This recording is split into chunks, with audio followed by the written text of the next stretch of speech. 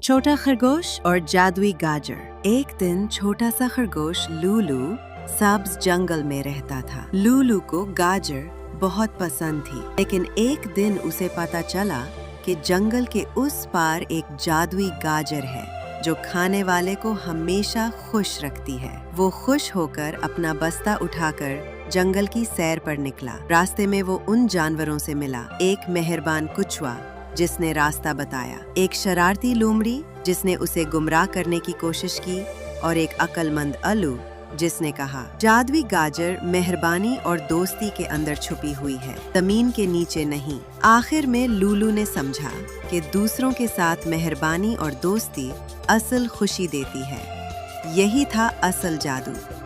अगर आपको ये कहानी पसंद आई तो उसे लाइक करें, और अगर आप दोस्ती और मेहरबानी को पसंद करते हैं तो सब्सक्राइब करना ना भूलें, ताकि हम मिलकर और भी खूबसूरत कहानियाँ बना सकें।